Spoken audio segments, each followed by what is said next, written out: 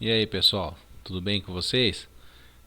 Vou estar falando aqui com vocês um pouquinho sobre a análise qualitativa, né? E o relatório que foi entregue na aula passada. Então, eu vou comentar mais o resultado dele e algumas conclusões que poderiam ter sido feitas, né? Então, vamos lá. Eu peguei aqui como exemplo um resultado de um relatório. E aqui no caso a gente fiz essa tabela, né? Ânion, resultado e reação química. No próximo que nós vamos estudar vai ser sobre o nitrato. A gente vai fazer a mesma coisa, a mesma tabela, tá? O ânion, resultado e a reação química daquele resultado, tá certo? E depois as conclusões, o que deve ser esperado em cada etapa da reação aqui, tá bom? Então no caso aqui o iodo, né? O resultado esperado era um gás violeta, positivo para iodo. E aqui as reações, né, do persulfato com iodo, né, dando iodo violeta, né. No caso bromo, o persulfato com bromo e cloro.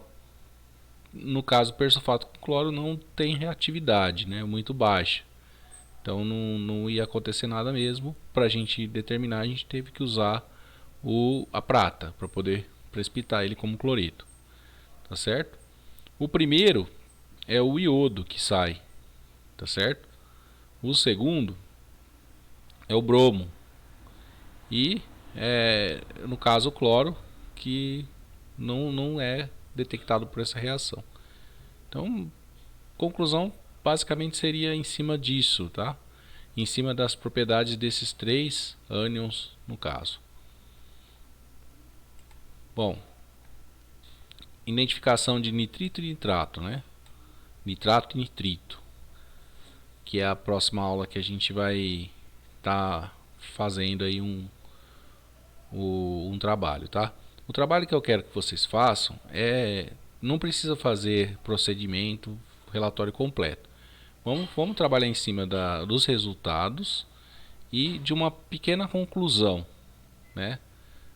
Monta aqueles resultados lá, como se tivesse feito lá no laboratório, o que era esperado naquele resultado e uma conclusão disso, como vocês fizeram. Só que eu não vou pedir para vocês o relatório completo, vou simplificar um pouco para vocês, para ficar mais fácil, tá bom? No caso, a gente, para analisar o nitrato, tanto nitrato quanto nitrito, é uma reação baseada na redução do NO3 por um sal ferroso, no caso, sulfato ferroso. Então, as duas reações são baseadas na reação com sulfato ferroso. Para a gente analisar o nitrato, né, a gente vai fazer a reação do nitrato com sulfato ferroso, formando NO, certo? Então o NO3 passa a NO, então há uma redução dele, tá certo? O ferro oxida e o NO reduz. Esse NO é um gás que reage com o ferro, formando um composto marrom, tá certo? O que a gente vai analisar é esse composto marrom aqui, ó. Esse do meio aqui. Se a gente fosse no laboratório, ia formar um composto parecido com esse anelzinho marrom aqui. É isso que é esperado nessa prática do nitrato. Interferentes dessa prática. A gente tem como interferentes, se a gente tiver iodo, bromo, eles podem interferir e mascarar o teste, tá certo? A gente pode remover o iodo e o bromo através da prata, caso eles estejam lá, tá certo? A gente precipita e depois remove esses sais com centrifugação. O nitrito também interfere no nitrato. Se tiver nitrito, ele vai dar um falso positivo de nitrato. E a gente tem que remover o nitrito, né, o NO2, com adição de cloreto de amônio ou sulfato de amônio.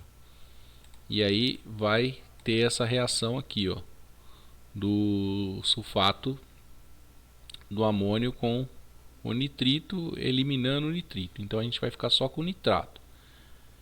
Se a gente tiver iodo e bromo, a gente remove com a prata. E se a gente tiver nitrito, a gente remove com amônio, tá? Ficando só com nitrato, que é no caso o teste do nitrato. Se a gente for testar o nitrito, né, a gente vai testar o nitrito com no caso com sulfato ferroso em presença de ácido sulfúrico diluído, certo? É uma relação semelhante, a reação semelhante com o nitrato. Nós vamos testar isso aqui com ácido, com H2SO4 diluído, certo? Então nós vamos ter o sulfato ferroso mais o ácido, né?